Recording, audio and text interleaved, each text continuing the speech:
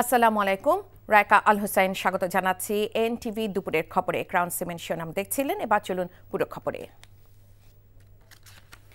নির্বাচনের প্রস্তুতি পুরো দমে চলছে এবং নির্বাচন উপলক্ষে বাহিনীগুলো নিজেরা প্রশিক্ষণের ব্যবস্থা করেছে উল্লেখ করে স্বরাষ্ট্র উপদেষ্টা জাহাঙ্গীর আলম চৌধুরী জানান, সব প্রশিক্ষণ জানুয়ারির মধ্যে শেষ হবে।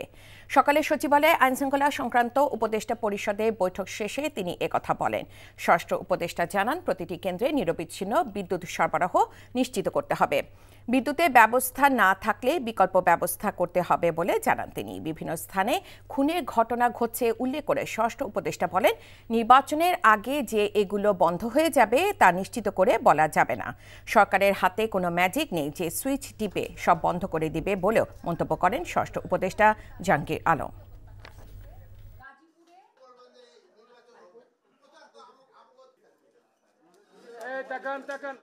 ক্রেডিবল একটা নির্বাচন, উৎসব মুখর একটা নির্বাচন, এটার জন্য যত ধরনের প্রস্তুতি দরকার সবকিছু নিচ্ছে। বাট সবকিছুর প্রস্তুতির জন্যই কিন্তু একটা প্রশিক্ষণ দরকার পড়ে। প্রশিক্ষণটা হলো সবকিছু মেইন। লুট করা হচ্ছে কিন্তু প্রতিদিনে উদ্ধার হচ্ছে এবং আপনারা রিপোর্টও করতেছেন। তফসিল ঘোষণার সময় চলে আসলেও এখনও নির্বাচন কমিশন লেভেল প্লেয়িং ফিল্ড নিশ্চিত করতে পারেনি বলে মন্তব্য করেছেন জামায়াতের সেক্রেটারি জেনারেল মিয়া গোলাম পরওয়ার। ত্রয়োদশ জাতীয় নির্বাচন সামনে রেখে জামায়াতের 6 সদস্যের একটি প্রতিনিধি দল সোমবার সকালে প্রধান নির্বাচন কমিশনারের সাথে বৈঠক করেন। বৈঠক শেষে জামায়াতের সেক্রেটারি বলেন, এখনও মাঝে মাঝেই দেখা যাচ্ছে আইন শৃঙ্খলা পরিস্থিতির গুরুতর অবনতি হচ্ছে। একদল আরেক দলের সভার উপর হামলা করছে বলে অভিযোগ করেন তিনি। মিয়া গোলাম পরওয়ার বলেন, কমিশন এখনই কঠোর না হলে সামনের দিনগুলোতে পরিস্থিতি আরও খারাপ হতে পারে। এছাড়া অবৈধ অস্ত্র উদ্ধারে একটি নামমাত্র অভিযান পরিচালনা করা হলেও সরকারের আন্তরিকতা নিয়ে প্রশ্ন তোলেন জামায়াতের এই নেতা। বলেন, যে কোনোভাবে হোক অবৈধ অস্ত্র উদ্ধার করতে হবে। এছাড়া চিহ্নিত সন্ত্রাসীদের আইনের আওতায় আনারও দাবি জানান তিনি।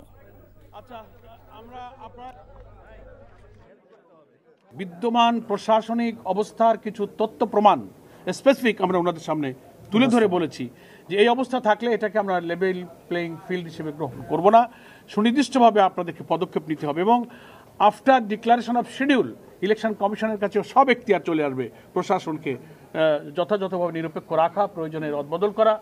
এখন তো একটা প্রশাসনিক রদবদল হয়েছে।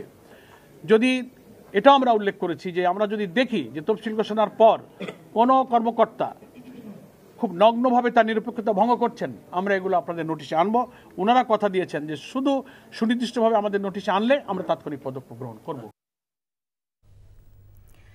রাজধানী ঢাকায় অবৈধ ব্যানার, ফেস্টুন ও বিজ্ঞাপন অপসারণে মাঠে নেমেছে ঢাকা দক্ষিণ সিটি কর্পোরেশন। সকালে রাজধানী সায়েন্স ল্যাব এলাকা থেকে এই বিশেষ অভিযান শুরু করে ডিএসসিসি কর্তৃপক্ষ। নেতৃত্ব দেন সংস্থাটির প্রধান বর্জ্য ব্যবস্থাপনা কর্মকর্তা এয়ার কমোডর মোহাম্মদ মাহবুবুর রহমান তালুকদার। তিনি জানান, তফসিল বা নির্বাচন কমিশনের সাথে এই অভিযানের সম্পর্ক নেই। নগরীকে পরিচ্ছন্ন রাখা এবং আইন শৃঙ্খলা বজায় রাখাই মূল উদ্দেশ্য। কর্পোরেশনের অনুমতি ছাড়াই সড়কে বিভিন্ন স্থানে ও ব্যক্তি মালিকানাধীন ভবনে ব্যানার, সাইনবোর্ড ও নির্বাচনী প্রচারপত্র ঝুলানো হয়েছে, যা সম্পূর্ণ বেআইনি। ডিএসসিসির পাশাপাশি নগরবাসীকে পরিচ্ছন্নতা বজায় রাখার আহ্বান জানান তিনি। তফসিল বা নির্বাচন কমিশন বা এটার সাথে সম্পর্ক না, এটা হলো এই শহরটাকে পরিচ্ছন্ন রাখা হলো আমাদের সবার দায়িত্ব। নিয়মিত কার্যক্রমের অংশ হিসেবে আমরা আজকে এই কাজটা করছি। আমাদের আইন এবং বিধিমালাতে যেভাবে বলা আছে, আমাদের অনুমোদিত জায়গা ছাড়া আর কোথাও ব্যানার, পোস্টার, লিফলেট, বিজ্ঞপ্তি, বিজ্ঞাপন কোনো কিছু লাগানোর কোনো কথা না। সো আমরা ওই পদ্ধতি অনুসরণ করেই আমরা কিন্তু অপসারণ করছি। এই মুহূর্তে রাজধানীর এভারকেয়ার হাসপাতালের সামনে আছেন আমাদের সহকর্মী জুবাইর প্রধান। সেখান থেকে সরাসরি যুক্ত হচ্ছেন তিনি। জুবাইর, বেগম খালেদা জিয়ার স্বাস্থ্য সম্পর্কে আপনার কাছে কি খবর আছে?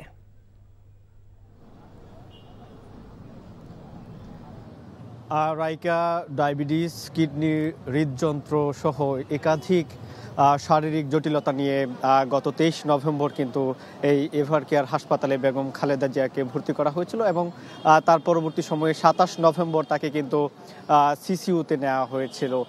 এই ভর্তিকালীন যে 16টা দিন পার হলো, এই সময়টাতে তাকে কিন্তু নানা ধরনের পরীক্ষা করা হচ্ছে, ইসিজি, সিটি স্ক্যান এবং এই ধরনের নানা যে পরীক্ষার রিপোর্ট কিন্তু এক এক সময় ওঠানামা করছে।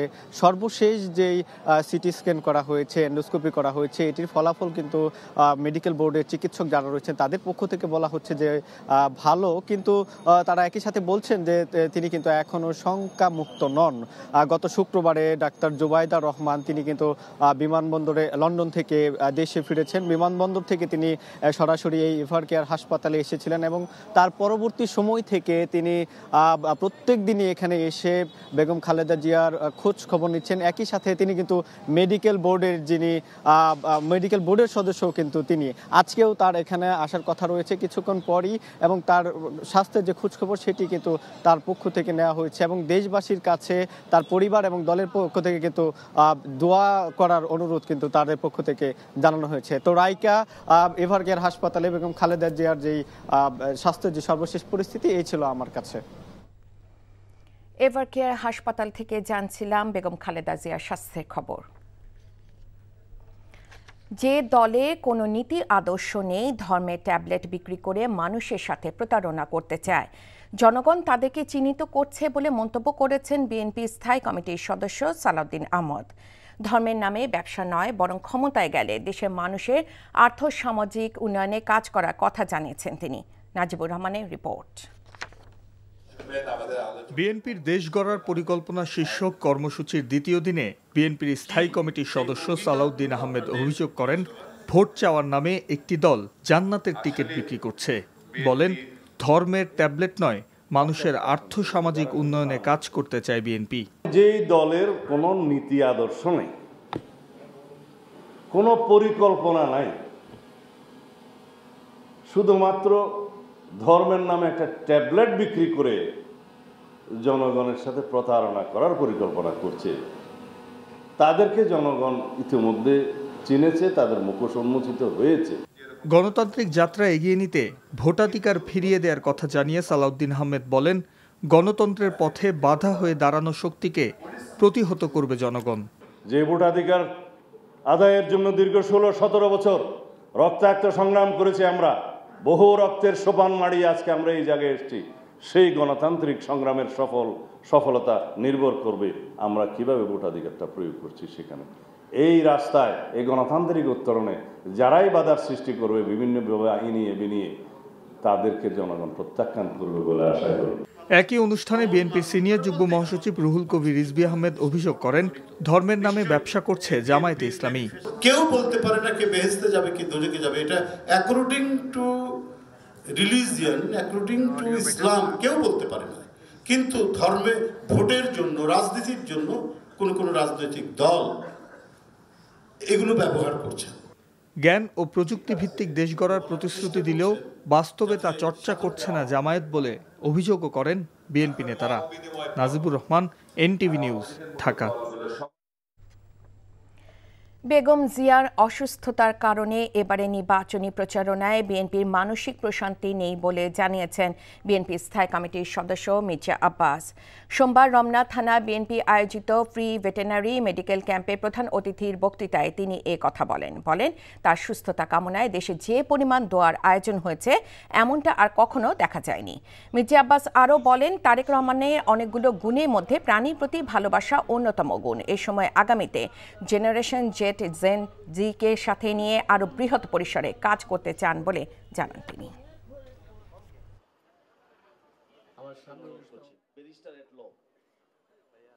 একটা মানসিক প্রশান্তি, একটা আনন্দ ফুর্তি নিয়ে আমরা নির্বাচন করেছি। এবার কিন্তু সেটা নাই, এটা কিন্তু একেবারেই অনুপস্থিত।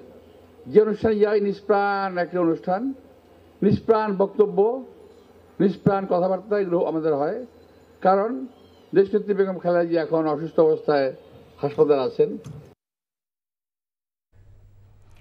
কোনো কারণে জাতীয় নির্বাচনের সময় পেছালে দেশ গভীর সংকটে পড়বে বলে মন্তব্য করেছেন জামায়াতে ইসলামীর আমির ডাক্তার শফিকুর রহমান।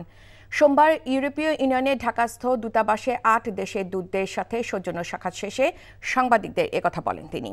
৮ দেশের রাষ্ট্রদূতরা জামায়াত আমিরের কাছে নির্বাচনের প্রস্তুতি ও একই দিনে জাতীয় নির্বাচন ও গণভোট নিয়ে কোনো শঙ্কা আছে কিনা এমন প্রশ্ন করলে ডাক্তার শফিক বলেন, একই দিনে 2 ভোট নিয়ে শঙ্কা আছে এবং আলাদা আলাদা দিনে নির্বাচন করার কথা জানান তিনি।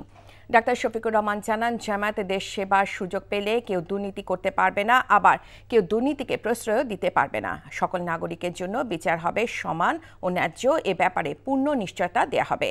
তিনি জানান, জামায়াতের রাজনীতি কোনো বিশেষ দলের জন্য নয়, তাদের রাজনীতি জনগণের জন্য। ধর্ম প্রসঙ্গে তিনি বলেন, জামায়াত ধর্মকে ব্যবহার করে না, বরং ধর্মই জামায়াতের কাজের অন্যতম ভিত্তি। তবে যারা নির্বাচনের আগে টুপি তসবি নিয়ে ঘুরে, তারাই মূলত ধর্মকে রাজনৈতিকভাবে ব্যবহার করে। নির্বাচন হওয়াই দেশের জন্য একান্ত প্রয়োজন। এর সামান্য কোনো ব্যত্যয় ঘটলে দেশ দারুণভাবে ক্ষতিগ্রস্ত হবে। আমরা ধর্মকে ব্যবহার করি না। ধর্ম ব্যবহার করলে কে করে সেটা আপনারা ভালো বুঝেন। ইলেকশনের সময় নতুন করে যারা বেশি বেশি নামাজ শুরু করেন, টুপি পরেন, তসবি হাতে নিয়ে ঘুরান, ধর্মকে তারাই বোধহয় সম্ভবত ব্যবহার করেন। বর্তমান রাজনীতির প্রেক্ষাপট যদি এভাবেই চলতে থাকে, তবে এবারে নির্বাচন হতে পারে এক ধরনের মব কালচার নির্বাচন বলে মন্তব্য করেছেন জাতীয় পার্টির একাংশের চেয়ারম্যান ব্যারিস্টার আনিসুল ইসলাম মাহমুদ। সকালে রাজধানী গুলশানে জাতীয় পার্টি 2 অংশের উদ্যোগে নবগঠিত রাজনৈতিক জোট জাতীয় গণতান্ত্রিক ফ্রন্টের আত্মপ্রকাশ অনুষ্ঠানে এই মন্তব্য করেন তিনি। আনিসুল ইসলাম বলেন, জনগণ পরিবর্তন চাইলেও নির্বাচনে গ্রহণযোগ্যতা নিশ্চিত করা এবং আইন শৃঙ্খলা পরিস্থিতি উন্নত করার জন্য সরকারের কাছে বারবার অনুরোধ জানানো দরকার। তিনি আরও উল্লেখ করেন, সরকারের কোনো সংলাপে জাতীয় পার্টি সহ নিবন্ধিত সব রাজনৈতিক দলকে আমন্ত্রণ না জানানো বৈষম্যমূলক আচরণ হিসেবে গণ্য হবে। ফেব্রুয়ারির জাতীয় নির্বাচনে নির্বাচন কমিশন কতটুকু সক্ষম সেই প্রশ্ন তোলেন তিনি।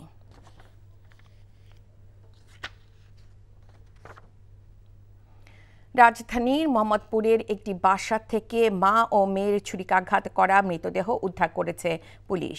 স্থানীয়রা জানায়, মোহাম্মদপুরের শাহজাহান রোডের ভবনে ফ্ল্যাটে মা লাইলা আফরোজ ও 9ম শ্রেণীতে পড়ুয়া মেয়ে নাফিসা লাউলা বিনতে আজিজ বসবাস করতেন। 8ম তলার ওই বাসায় সকাল থেকে কারো সাড়া শব্দ না পেয়ে সন্দেহ হয়। পুলিশের খবর দিলে তারা এসে লায়লা ও তার মেয়ে আফিসার মৃতদেহ উদ্ধার করে। লায়লার স্বামী ও নাফিসার বাবার নাম জেড আজিজুল ইসলাম। তিনি পেশায় একজন শিক্ষক। তবে স্ত্রী ও মেয়েকে কে বা কারা এবং কী কারণে হত্যা করেছে সে সম্পর্কে কিছু জানাতে পারেননি আজিজুল। তিনি জানান, সকাল 10টার দিকে এই ভবনের 8 তলার বাসায় ঢুকে তার স্ত্রী ও মেয়েকে হত্যা করে দুর্বৃত্তরা।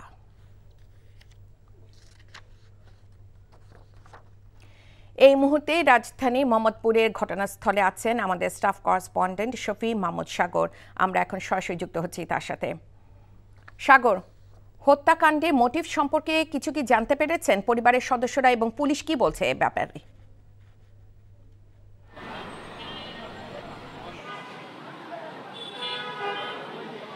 রাইকা, হত্যাকাণ্ডের মোটিভ কি হতে পারে বা উদ্দেশ্য কি হতে পারে এই বিষয়ে আসলে এখনো কিছু জানা যায়নি। তো পুলিশ এবং আইনশৃঙ্খলা বাহিনী তারা বলেছে তারা আসলে এটা নিয়ে তদন্ত করছে যে কে এই হত্যাকাণ্ডটি ঘটিয়েছে এবং তার পিছনে কি উদ্দেশ্য থাকতে পারে। তো আমরা এখানে যতটুকু জানতে পেরেছি যে আজকে সকাল 8টার দিকে 8টার কিছু আগে আসলে তাদের যে গৃহকর্মী তিনি এই বাসায় উপস্থিত হন এবং তিনি 9টার দিকে মূলত বাসা থেকে বের হয়ে যান এবং এরপর সকাল 10টার দিকে এই বাসায় আসেন। মূলত যেই ডাবল মার্ডার হয়েছে সেখানে যিনি আসলে মূলত প্রথম এই 2টি বডি আসলে দেখতে পান তিনি হচ্ছেন যে মূলত হচ্ছেন হত্যাকাণ্ডের শিকার সেই নারীর স্বামী এবং তিনি মূলত সকাল 10টার দিকে যখন আসলে এখানে আসেন এবং তিনি গেট খুলে দেখতে পান যে তার স্ত্রী এবং তার কন্যার বডিটা আসলে ফ্লোরে পড়ে আছে এবং তার রক্তাক্ত অবস্থায় তিনি আসলে দেখতে পান এবং সেই অবস্থায় তিনি পুলিশকে কল করেন এবং একই সাথে তাদের বডিগুলোকে আসলে হাসপাতালে নেওয়ার চেষ্টা করেন। তো আমরা জানতে পেরেছি যে আসলে মূলত লায়লা আফরোজ যিনি যার বয়স 48 বছর বয়সী নারী, তাকে আসলে পুলিশ এসেও মৃত হিসেবে তাকে পান এবং তার যেই কন্যা নাফিসা লাওলাল বিনতে আজিজ, যিনি মূলত ক্লাস 9-এর একজন শিক্ষার্থী, তাকে জরুরিভাবে হাসপাতালে নিয়ে যাওয়া হয় এবং সেখানকার কর্তব্য চিকিৎসক তাকেও মৃত ঘোষণা করেন। তো এরপরে খবর পেয়ে আত্মীয়স্বজন এসে ভিড় জমান এবং তারা মূলত অভিযোগের তীর তাদের গিয়েছে মূলত এই গৃহকর্ত্রীর দিকে, যিনি কিনা মাত্র 4 দিন আগে এই বাসায় নতুন একজন কাজের কর্মী হিসেবে এখানে যুক্ত হয়েছিলেন এবং সিসিটিভি ক্যামেরায় তার প্রবেশ এবং বের হয়ে যাওয়ার দৃশ্য দেখা গিয়েছে। তো পুলিশ আসলে সব কিছু নিয়েই তদন্ত করছে এবং তারা আসলে ময়নাতদন্ত শেষে এবং সবাইকে জিজ্ঞাসাবাদ শেষে তারা আসলে আমাদের সঙ্গে কথা বলবেন এবং তখন তারা জানাতে পারবেন যে আসলে কি উদ্দেশ্য বা কে এই হত্যাকাণ্ডের পিছনে জড়িত থাকতে পারে। তো রাইকা, এই ছিল এখানকার সর্বশেষ অবস্থা। জানছিলাম মোহাম্মদপুরে মা মেয়ে হত্যাকাণ্ড সম্পর্কে।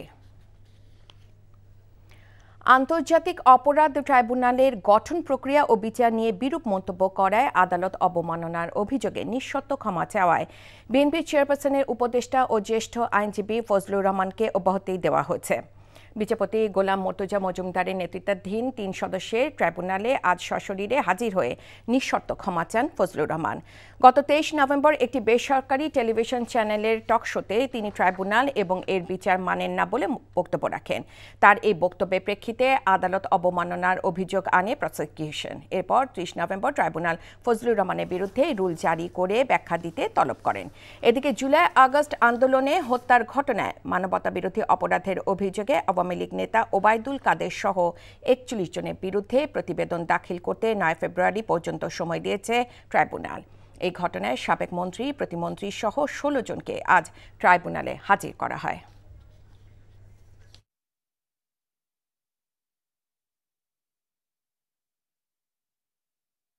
জনাব ফজলুর রহমান নিজে সশরীরে দাঁড়িয়ে আদালতের কাছে তার রিমোর্স জানিয়েছেন, তার অ্যাপোলজি চেয়েছেন, ক্ষমা প্রার্থনা করেছেন।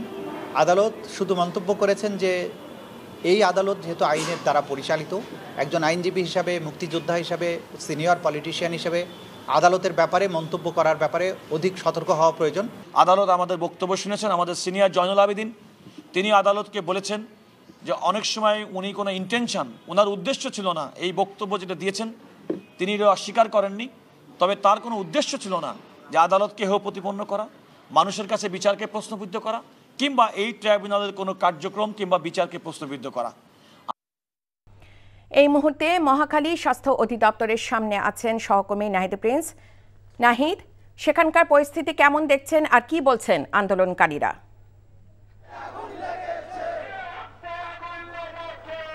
সেখানকার অবস্থা এখন উত্তালই বলা যায়। সেই 9টা থেকে আন্দোলন শুরু হয়েছে তাদের, সেই আন্দোলন কিন্তু এখনো চলছে। পুরো গেট জুড়ে ঘেরাও কর্মসূচি চলছে তাদের। তারা বলছিলেন যে বরাবরই তাদেরকে আশ্বাস দেওয়া হয় তাদের বেতন বৃদ্ধিকরণ, তাদের গ্রেড উন্নতিকরণের যে বিষয়গুলো, সেগুলো বারবারই যখন আশ্বাস দেওয়া হয় কিন্তু এর বাস্তবায়ন কিন্তু ঘটানো হয় না। তো এবার তারা বলছেন যে প্রজ্ঞাপনের মাধ্যমে সেই বাস্তবায়ন যেন করা হয় তাদের, তাহলে তারা এই আন্দোলন থেকে তারা সরে দাঁড়াবেন এবং তারা যে প্রান্তিক পর্যায়ে যে চিকিৎসা দিয়ে থাকেন সে বিষয়ে তারা তাদের সরব উপস্থিতি থাকবে। তারা বলছে যে 10 দিন ধরে যে এই আন্দোলনকারীরা এই যে সেই শহীদ মিনার থেকে শুরু করে তারপরে এই স্বাস্থ্য অধিদপ্তরের সামনে যে আন্দোলন করছে সেটি গ্রামীণ পর্যায়ে যে যারা সাধারণ মানুষ রয়েছে তারা অনেকটাই দুর্ভোগে ভুগছেন। তো তারা চাচ্ছেন যে তারা এই খান থেকে সরে গিয়ে তারা চিকিৎসায় মনোযোগ দিবেন, তবে সরকারের পক্ষ থেকে তাদের বার্তা আসা দরকার, তারা এটি বলছিলেন। তো এই ছিল আমার কাছে সবশেষ। জানছিলাম স্বাস্থ্য সহকারীদের আন্দোলন কর্মসূচির খবর। আগামীর অর্থনৈতিক চ্যালেঞ্জ মোকাবেলায় অন্তর্ভুক্তিমূলক উন্নয়ন দরকার। এর জন্য প্রাতিষ্ঠানিক সক্ষমতা বাড়িয়ে দুর্নীতি কমানো ও সুশাসন নিশ্চিতের বিকল্প নেই। সকালে পরিকল্পনা কমিশনে এনইসি সম্মেলন কক্ষে আয়োজিত সেমিনারে এসব কথা বলেন বক্তারা। এ সময় চলতি বছরের বাংলাদেশের অর্থনৈতিক অবস্থা ও এসডিজির অগ্রগতি প্রতিবেদন প্রকাশ করা হয়। এতে দেখা যায় মূল্যস্ফীতি আগের চেয়ে কিছুটা কমলেও চালের দাম কাঙ্ক্ষিত হারে কমানো যায়নি। সাধারণ তফসিলি ব্যাংকের মূলধন বাড়লেও শরিয়া ভিত্তিক ব্যাংকের ক্ষেত্রে কমেছে। বেসরকারি খাতে ঋণের প্রবৃদ্ধি 7% নিচে নেমেছে। মূলধনী যন্ত্রপাতি আমদানি জুলাই থেকে ডিসেম্বরে কমেছে। রপ্তানি আয় বাড়লেও বিনিয়োগ কমেছে। এছাড়া গত 5 বছরে সরকারের বাজেটে ঘাটতির পরিমাণ দাঁড়িয়েছে প্রায় 1 লক্ষ কোটি টাকা। এই ছিল দুপুরের খবরে। এই খবরে ভিডিও সহ আপডেট জানতে ভিজিট করুন NTV অনলাইন www.ntvbd.com। এছাড়াও NTVর জনপ্রিয় সব অনুষ্ঠান ও খবরের আপডেট জানতে ভিজিট করুন আমাদের ইউটিউব ও ভেরিফাইড ফেসবুক পেজ। 5টায় দেশের খবর দেখার আমন্ত্রণ রইল। ধন্যবাদ সবাইকে।